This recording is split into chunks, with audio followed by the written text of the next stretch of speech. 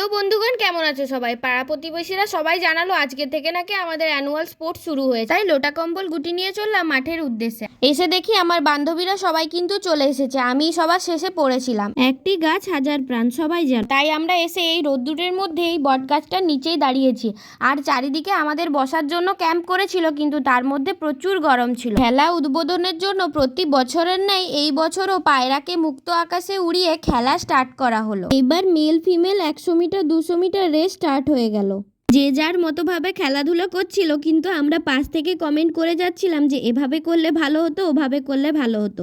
আসলে যারা যেই কাজটা করে তারাই একমাত্র সিচুয়েশনটা বুঝতে পারে যে কি হচ্ছে, আর বাকি পাশ থেকে আমরা শুধু কমেন্টই করে যাই। আসলে আমরা কোনো কাজই তো ঠিকঠাকভাবে পারি না, তাই কমেন্ট করা তো আমাদের চাই। সবাই তো নিজের ঢাক নিজেই পেটায়, আমি না হয় নিজেকে রোস্টই করলাম। আস্তে আস্তে যত বড় হচ্ছি নিজেকে এই সমস্ত আনন্দ ফুর্তি থেকে গুটিয়ে নিচ্ছি, কিন্তু যখন আমি প্রাইমারি স্কুলে পড়তাম সমস্ত দিকেই সমানভাবে অংশগ্রহণ করতাম। আচ্ছা, তোমাদেরও কি আমার মতো কারো এই সমস্যাটা রয়েছে?